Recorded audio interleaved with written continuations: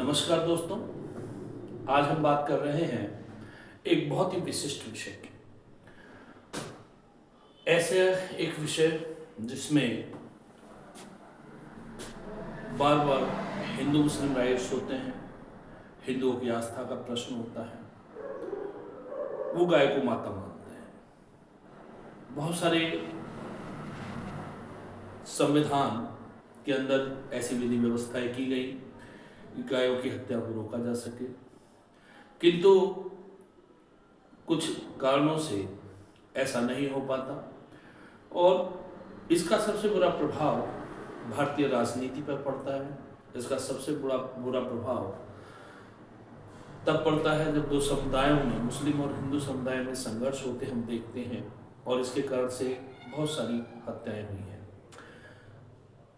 ऐसा नहीं है कि विभिन्न लोगों ने इन बातों को सुलझाने का प्रयास नहीं किया, गौ संरक्षण का प्रयास नहीं किया। उनका बहुत बड़ा योगदान इसके अंदर है। गौ संरक्षण के अंदर बहुत सारी गौशालाएं खोली गई हैं, लेकिन अगर हम आज के परिप्रेक्ष्य में देखें तो ये सभी बातें, जितनी भी बातें की जा रही हैं और जितनी भी बातें की गई हैं, वो काफ़ी हद तक नाकाफ़ी लगती हैं। हम रोज़ वर्ग संघर्ष इसके अंदर देखते हैं। हम रोज़ संसद का जो अमूल्य समय होता है उसे नष्ट होते हुए देखते हैं। तो उसके क्या समाधान हो सकते हैं, इसके विषय में मैंने अपना एक विचार रख रहा हूं और इसके लिए मैं एक परियोजना, एक प्रोजेक्ट आपके समक्ष रख रहा हूं और मैं सरकार से चाहूँगा कि यदि वो इस प्रोजेक्ट पर कार्य करे तो बहुत सारी चीज़ों में, बहुत सारी बातों में इस सरकार का, देश का हित होगा। हम वर्ग संघर्ष से तो बचेंगे ही, और भी बहुत सारी उद्देश्य हमारी पूर्ति होगी। और इसके लिए हमें सबसे पहले क्या करना होगा? इसके लिए हमें सबसे पहले करना होगा राष्ट्रमाता गौवंश मंत्रालय का गठन। इस देश के अंदर अगर हम बात करें, गाय हमारी आस्था का प्रतीक है। एक बहुसंख्यक समुदाय इस राष्ट्र का गाय को अपनी माता मानता है और उसके लिए बहुत ही आवश्यक हो जाता है जब संविधान में विभिन्न व्यवस्थाएं की गई हों गौ हत्या को लेकर के, लेकिन हम उनकी स्थितियों में कोई परिवर्तन न कर पा रहे हों। बहुत सारी गौशालाओं को खोलने के बाद में हम कोई भी अच्छी व्यवस्था न कर पा रहे हों। डेली, नित्य ही, प्रतिदिन हम वर्ग संघर्ष देखते हों। एक तरफ गौ संरक्षण की बात होती हो, एक तरफ गौ हत्या की बात होती हो, कुछ लोग इसमें गौ हत्या को जायज ठहराते हो। तो ऐसी स्थिति में बहुत आवश्यक होता है कि राष्ट्र इस विषय को बहुत गंभीरता से ले और वास्तव में गाय को राष्ट्रमाता का दर्जा देते हुए राष्ट्रमाता गौवंश मंत्रालय का गठन करें। अब ये राष्ट्र गौमाता मंत्रालय के गठन से फायदा क्या होगा? दरअसल हमने बहुत सी परियोजनाएं देखी हैं, बहुउद्देशीय परियोजनाएं देखी हैं, जिसमें सबसे पहले हरित क्रांति के लिए हमने बहुउद्देशीय नदी घाटी परियोजना चलाई थी। एक ऐसी परियोजना जिसमें नदी के माध्यम से न सिर्फ बिजली आपूर्ति को, बिजली के निर्माण के लिए हम उसकी उपलब्धता में वृद्धि की सुनिश्चितता कर रहे थे, हम पेयजल की व्यवस्था कर रहे थे, हम सिंचाई की व्यवस्था कर रहे थे। उद्देश्य बहुत सारे थे। नदी घाटी, बहुउद्देशीय नदी घाटी परियोजना के बहुत सारे उद्देश्य थे। डैम्स हमें बनाने थे, बहुत सारी चीजें, बिजली आपूर्ति हमने इससे सुनिश्चित की। तो ऐसी ही एक व्यवस्था हमारी सरकार को मिनिस्ट्री ऑफ गौवंश और बोविने ला करके करनी चाहिए और इसमें एक बहुउद्देशीय राष्ट्रमाता गौवंश संरक्षण परियोजना को प्रभाव में लाना चाहिए, प्रोसेस में लाना चाहिए, प्रक्रिया में लाना चाहिए। अब ये बहुउद्देशीय राष्ट्रमाता गौवंश संरक्षण परियोजना केवल ऐसा नहीं है कि राष्ट्र पर ये कोई बोझ बढ़ा देगी। गौवंश अपने आप में सक्षम है, हमारी गाय अपने आप में सक्षम है कि वो अपना तो पालन कर ही सकती हैं, पोषण कर ही सकती हैं। यदि उनका सही से देख रेख किया जाए, साथ ही वो इस राष्ट्र के अर्थव्यवस्था को आगे ले जा सकती हैं, इस राष्ट्र में रोजगार के अवसरों का सृजन कर सकती हैं। हमारी जो सार्वजनिक संपत्ति है जिस पर कब्जा कर लिया जाता है, हमारी जो सार्वजनिक भूमि है जिस पर कब्जा कर दिया जाता है, हमारी जो कृषिगत भूमि है जिस पर कब्जा कर दिया जाता है, उसकी सुरक्षा हम सुनिश्चित कर सकते हैं, उसके सदुपयोग को हम सुनिश्चित कर सकते हैं। और सबसे मुख्य बात है, एक मार्केट को हम डेवलप कर सकते हैं। हम अपने देश को, जहां हम देखें कि बहुत सारे विभाग हमने बनाए हैं फूड सिक्योरिटी को लेकर के, लेकिन अगर दुग्ध के विषय में देखा जाए, दूध के विषय में देखा जाए, मिल्क के विषय में देखा जाए, तो आज भी हमारे बच्चे निश्चित रूप से सिंथेटिक दूध पी रहे हैं। और कहीं ना कहीं करप्शन के कारण से, भ्रष्टाचारण के कारण से जो हमने फूड सिक्योरिटी डिपार्टमेंट्स बनाए हैं वो अपना कार्य ठीक प्रकार से नहीं करते हैं, और निश्चित ही वो भ्रष्टाचार में एक बड़े पैमाने पर उनकी लिप्तता पाई जाती है। तो ऐसी स्थिति में हम दूध की उपलब्धता, एक शुद्ध दूध की उपलब्धता अपने राष्ट्र को सुनिश्चित कर सकते हैं। और उससे बनी जो उत्पाद हैं, जैसे घी है, गाय का देसी घी है, हमारा मट्ठा है, दही है, पनीर है, और उनसे बनी मिठाइयाँ हैं, उनको शुद्धता के साथ में हम निश्चित रूप से अपने देश को समर्पित करके एक अच्छे जो हमारा श्रमिक हैं, अच्छे श्रमिकों का विनिर्माण हम कर सकते हैं। हम श्रम का जो हमारा सृजन है वो कर सकते हैं। तो दोस्तों, अब हम इसके विषय में कुछ बिंदु में लेकर के आया हूँ। सबसे पहले बहुउद्देशीय राष्ट्रमाता गौवंश संरक्षण परियोजना, इसमें हम किस किस उद्देश्य की पूर्ति कर सकते हैं। तो इसमें सबसे पहले आ जाता है रोजगार के अवसरों का सृजन,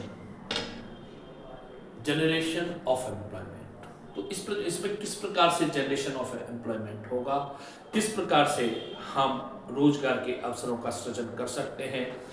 गाय के मंत्रालय, सबसे पहले हमें करना क्या है, तो करने के लिए हमारे अंदर यह है कि सबसे पहले गौवंश, राष्ट्रमाता गौवंश मंत्रालय लाते हुए बहुउद्देशीय राष्ट्रमाता गौवंश संरक्षण परियोजना को शुरू करते हुए हमें सभी गौवंश को सरकार के अधीन लेना होगा, पब्लिक सेक्टर में लेना होगा, और एक विस्तृत कार्य योजना इसमें तैयार करने की आवश्यकता है।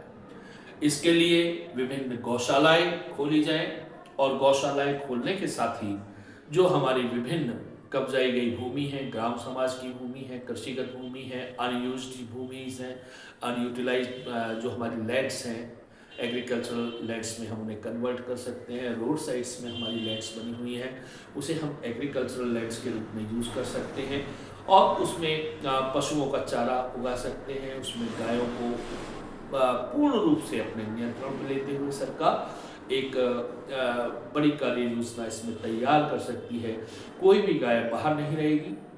तो ऐसे में सबसे पहला है कि ऐसी स्थिति में हमें एग्रीकल्चरल लेबर्स की आवश्यकता होगी, जो गाय का चारा उगाएंगे, प्रोसेसिंग करेंगे।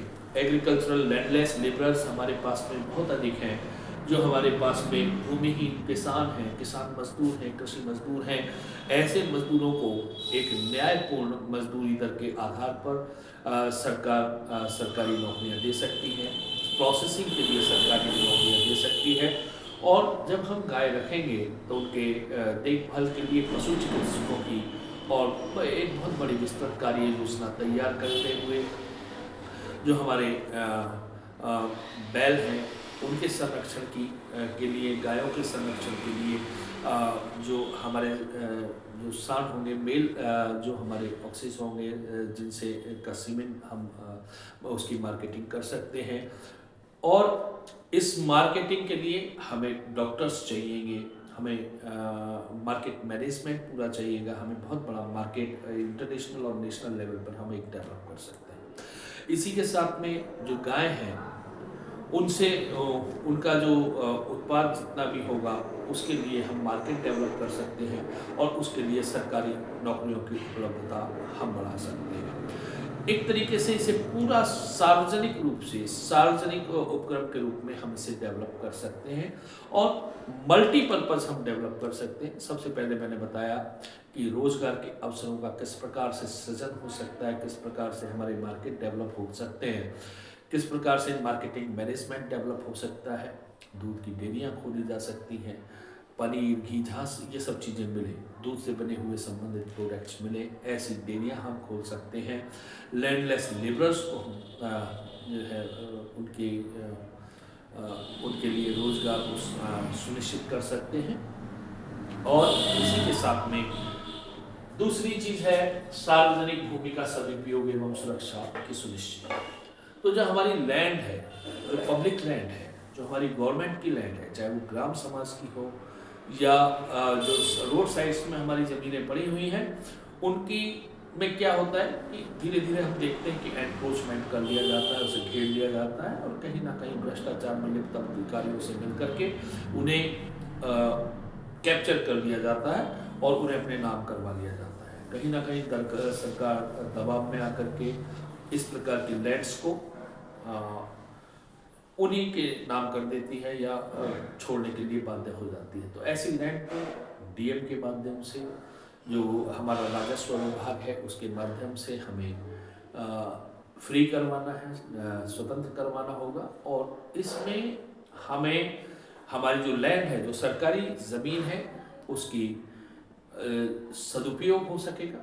गायों का चारा एक तरीके से सार्वजनिक रूप से हम एक बहुत बड़ा मंत्रालय डेवलप इसमें कर सकते हैं और एक नहीं मल्टीपर्पज एक मार्केट डेवलप होता है, एक मार्केट मैनेजमेंट डेवलप होता है, एक आपका जो पशु चिकित्सक हैं उनका एक पूरा डिपार्टमेंट जिसमें बहुत सारे प्रकार की रोजगार हैं वो डेवलप होता है, एक जो गौशालाएं हैं वो डेवलप होती हैं, उसमें वर्कफोर्स चाहिएगा, वो सब डेवलपमेंट होता है। तो मशीनरी इक्विपमेंट्स उसके लिए चाहिएंगे, वो सारा एक मार्केट डेवलप होता है। जो गेहूं का चारा उगाने वाला है, भूमिहीन किसान है, उनके लिए एक मार्केट डेवलप होता है, प्रोसेसिंग के लिए एक मार्केट डेवलप होता है। तो एक विस्तृत कार्य योजना इसमें हम तैयार कर सकते हैं और सबसे बड़ी बात है कि इसमें जो हमारी ज़मीन है, जो भूमि है सरकार की, उस भूमि का सदुपयोग हम कर सकते हैं, उसकी सुरक्षा की सुनिश्चितता हम कर सकते हैं। तीसरे नंबर पर हमने सबसे पहले बात की कि आज का जो हमारा जनमानस है, भारतीय जनमानस है, वो बाध्य है किस चीज़ के लिए बाध्य है? गलत तरीके से जो सिंथेटिक दूध है, जो केमिकल से बनाया जा रहा है, उस दूध को पीने के लिए बाध्य है। हम नाम गाय का दूध है, पता नहीं किस चीज़ से पी रहे हैं, इंजेक्शन से पी रहे हैं। तो गौवंश के संरक्षण के साथ ही अगर सरकार इस प्रकार की बहुउद्देशीय योजना लाती है, बहुउद्देशीय राष्ट्रमाता गौवंश संरक्षण परियोजना लाती है, तो सबसे बड़ा जो फायदा होगा, हमारा जो श्रम का स्तर है, हमारे जो श्रम का कार्यकुशलता है, उसमें सुधार होगा, क्योंकि हमें एक एक अच्छे खाद्य पदार्थ, दूध संबंधित खाद्य पदार्थ मिलने जा रहे हैं और शुद्ध दूध का हम आराम से हमारे लोगों को शुद्ध दूध और उससे बने उत्पादों आसानी से मिल पाएंगे। हमारे बच्चों का जो शारीरिक विकास है, बौद्धिक विकास है, उसे हम सुनिश्चित कर सकते हैं इसके माध्यम से और इसके उत्पादों के माध्यम से एक अच्छा बाजार का विस्तार किया जा सकता है। तीसरा है गाय के गोबर से बनी खाद है, ईंधन है और सीमित क्षेत्रों में गोबर गैस प्लांट की सहायता से सस्ती ईंधन सुविधाओं की उपलब्धता द्वारा सार्वजनिक बाजार का विस्तार। देखिए क्या है, केवल गाय के दूध से ही नहीं, हम गाय का जो गोबर है, हम देखते हैं कि बहुत सारे जो पदार्थ हैं, बहुत सारे उत्पाद हैं, उसके माध्यम से, गाय के गोबर के माध्यम से चलते हैं। और आज अगर हम देखें, हमारा बहुत अधिक मात्रा में गोबर नालियों में बहा दिया जाता है, जिसके कारण से न सिर्फ नाली चौक होती है, न सिर्फ जो हमारे नाले हैं वो चौक होते हैं, और हमारे सामने एक सैनिटेशन की बहुत बड़ी जो नेगेटिविटी है हमारी नगर पालिकाओं, नगर परिषदों के सामने एक चुनौतियां प्रस्तुत करती है।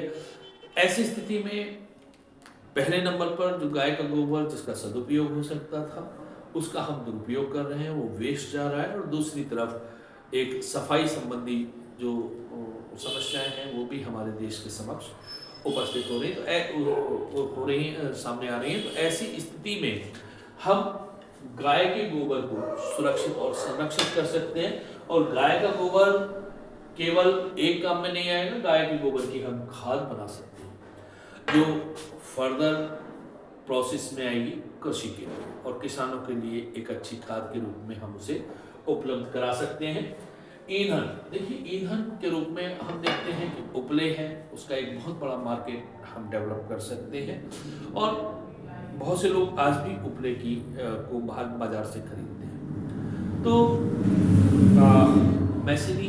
इस मशीनरी युग में हम उपलों को आसानी से एक बड़े मार्केट, जब हमारे पास में बड़े स्तर पर गोबर होगा तो हम उपलों से ईंधन, एक सस्ता ईंधन लोगों को उपलब्ध करा सकते हैं। और सस्ते ईंधन के साथ में एक अच्छा वातावरण हम तैयार कर सकते हैं। हम देखते हैं हमारी पूजा पद्धति में उपलों की आवश्यकता होती है, कंडों की आवश्यकता होती है। हम छोटे छोटे पीसेस बना करके उसका भी बाजारीकरण कर सकते हैं और बाजार को विस्तार दे सकते हैं। और इसमें भी बहुत बड़े रोजगार के अवसरों की हम उपलब्धता सुनिश्चित कर सकते हैं। इसी के साथ में एक आ जाता है गोबर गैस प्लांट। जो गोबर गैस प्लांट है, हम देखते हैं बहुत अधिक मात्रा में गोबर गैस प्लांट्स को गोबर नहीं मिल पाता, जिसके कारण से हम इस सस्ती ईंधन की व्यवस्था को उसका प्रचार प्रसार नहीं कर पाते। उसको हमें गोबर ही अच्छी तरीके से सुलभ नहीं होता, तो जिसके कारण से गोबर गैस प्लांट को चलाने के लिए जिस स्तर पर हम चला सकते हैं उस स्तर पर गोबर की अनुपलब्धता के कारण से हम उस स्तर पर उसे नहीं ले जा पाते।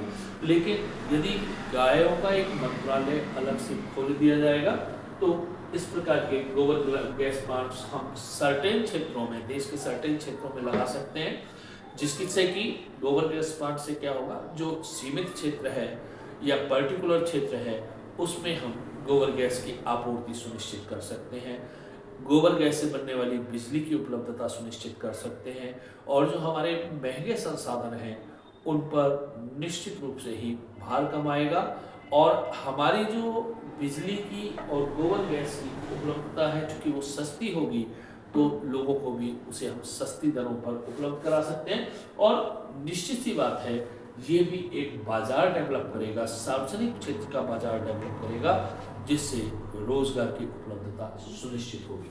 अगला क्या है, सार्वजनिक भूमि, कृषि योग्य भूमि पर भूमिहीन कृषि मजदूरों द्वारा गौवंश के लिए चारे की फसल उगाने और उसके प्रोसेस द्वारा रोजगार का सृजन। तो ये मैंने आपको पहले ही बता दिया कि जब आप चारा उगाने के लिए भूमिहीन किसान हमारे यहाँ हैं, उन्हें हम आसानी से सार्वजनिक क्षेत्र में चारा उगाने के क्षेत्र में हम आसानी से उसे प्रोसेस करने के क्षेत्र में आसानी से हम उन लोगों को रोजगार की उपलब्धता सुनिश्चित कर सकते हैं। और इस प्रकार से हम रोजगार का सृजन कर सकते हैं, मार्केट डेवलप कर सकते हैं, अपनी कृषिगत भूमि को, सार्वजनिक कृषिगत भूमि की जो सुरक्षा है उसको सुनिश्चित कर सकते हैं, उसका सदुपयोग को सुनिश्चित कर सकते हैं। अब देखिए क्या है, गाय तो अपना हिस्सा दे रही है, गाय हमसे कुछ ले नहीं रही, हमें निश्चित रूप से कुछ ना कुछ दे रही है। अब आ जाती है बैल की बात। बैल हमें क्या दे सकता है? हम मंत्रालय खोल रहे हैं, आप कहेंगे साहब बैल हमें क्या देगा? बैल की शक्ति का जो सदुपयोग है वो हम पीढ़ियों से करते चले आ रहे हैं। तो उसकी शक्ति का किस प्रकार से सदुपयोग करना है, उन्हें ऑक्स कार्ड्स में यूज़ करना है या अन्य प्रकार से उसका शक्ति का सदुपयोग हम किस किस प्रकार से कर सकते हैं, इसके लिए एक विस्तृत कार्य योजना तैयार की जा सकती है। और उसमें भी अगर हम देखें तो रोजगार के सृजन के बहुत सारे चांसेस बनते हैं, बहुत सारे हमारे अवसर उपलब्ध होते हैं।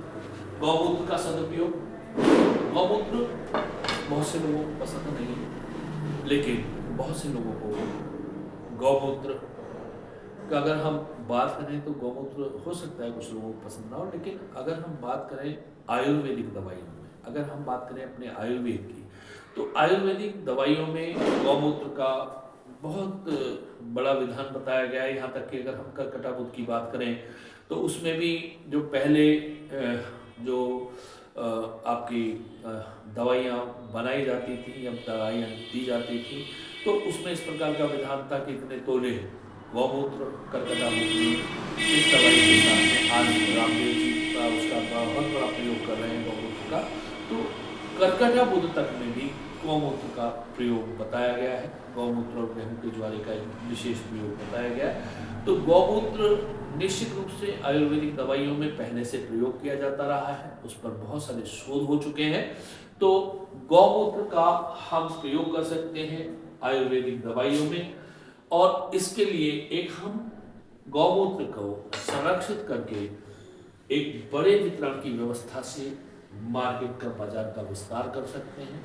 और उसमें जो बाजार विस्तार होगा, जो उसका संवर्धन होगा, जो उसका गौमूत्र का संरक्षण होगा, जो गौमूत्र का एकत्रीकरण होगा, उसके लिए हमें लेबर फोर्स की आवश्यकता होगी, मार्केट के लेबर फोर्स की आवश्यकता होगी। हम उसमें सार्वजनिक उपक्रम डेवलप कर सकते हैं। हम उनके लिए शीशियों का निर्माण कर, जो बोतलें हैं उसमें उसे करके बेच सकते हैं। तो एक निश्चित सी बात है, गौमूत्र के सदुपयोग से एक बाजार का विस्तार हम कर सकते हैं, रोजगार के अवसरों का हम सृजन कर सकते हैं। और सबसे बड़ी बात, देखिए, हम रोजगार के अवसरों का सृजन कर रहे हैं, हम गायों का संरक्षण कर रहे हैं, गायों को हत्याओं से बचा रहे हैं, ये तो मूल बात हो ही गई। हम अपनी भूमि संरक्षित कर रहे हैं, ये बहुत बड़ी बात हो गई। हम एक सार्वजनिक मार्केट का हम गायों के संरक्षण के माध्यम से विस्तार कर रहे हैं। हम एक आस्था, जो हिंदुओं की आस्था है, उसके संरक्षण के लिए कार्य कर रहे हैं। और सबसे बड़ी बात जो आती है, हम किसानों के लिए कार्य कर रहे हैं, लैंडलेस लेबरर्स के लिए कार्य कर रहे हैं, डॉक्टर्स के लिए कार्य कर रहे हैं, इंजीनियर्स के लिए कार्य कर रहे हैं, आयुर्वेद के लिए कार्य कर रहे हैं। जो लेबर फोर्स है हमारा आने वाले समय के लिए, उसको किस प्रकार के दूध, जो स्वस्थ खाद्य पदार्थ हैं, शुद्ध खाद्य पदार्थ हैं, उसकी उपलब्धता की सुनिश्चितता के लिए हम कार्य करेंगे। हम बैलों की शक्ति के समायोजन के लिए हम कार्य करेंगे। हम आयुर्वेदिक दवाइयों के लिए कार्य करेंगे। हम जो डॉक्टर्स हैं उनके लिए कार्य करेंगे, पशु चिकित्सकों के लिए कार्य करेंगे। तो हमारा सबसे बड़ा, देखिए आज क्या है, हिंदू और मुसलमान कहीं ना कहीं डेली प्रतिदिन लड़ते हुए देखे जा सकते हैं। किसने गाय काट दी, अब पुलिस भाग रही है। हमारी पुलिस का एक बहुत बड़ा सिरदर्द है गायों का संरक्षण। ऐसा नहीं है कि सिरदर्द ऐसे ही है, वो उनकी ड्यूटी भी है, कर्तव्य भी है, लेकिन उसके लिए उनका एक बहुत बड़ा वर्क फोर्स उसमें मिसयूटिलाइज हो जाता है। हमारे प्रशासन का एक बहुत बड़ा कार्यकुशलता उसके अंदर चली जाती है, कार्यक्षमता उसके अंदर चली जाती है। हमारे संसद का एक बहुत बड़ा समय उसके अंदर चला जाता है। हमारा एक बहुत बड़ा वर्ग संघर्ष उसके अंदर होता है। हिंदू मुसलमानों का वर्ग संघर्ष हम देखते चले जाते हैं। बहुत सारी संवैधानिक प्रक्रियाएं हमने बनाई हैं। तो जो हिंदू मुस्लिम वर्ग संघर्ष है, अगर हम इस प्रकार का मंत्रालय बना देते हैं, यदि हम इस प्रकार का गौ संरक्षण परियोजना बना देते हैं और इसकी एक विस्तृत कार्य योजना हम तैयार कर देते हैं, तो ये जो हिंदू मुस्लिम वर्ग संघर्ष है, गौ हत्याओं के कारण से होने वाला जो हिंदू मुस्लिम वर्ग संघर्ष है, इससे हम पूर्ण रूप से छुटकारा पा सकते हैं। और इसके लिए मैं सरकार से निवेदन करूंगा कि वो राष्ट्रमाता गौवंश मंत्रालय, मिनिस्ट्री ऑफ गौवंश को मूर्त रूप देते हुए बहुउद्देशीय राष्ट्रमाता गौवंश संरक्षण परियोजना अर्थात मल्टीपर्पज प्रोजेक्ट ऑफ गौवंश प्रोटेक्शन को अस्तित्व में लाने की कृपा करें। धन्यवाद। जय हिंद, जय भारत।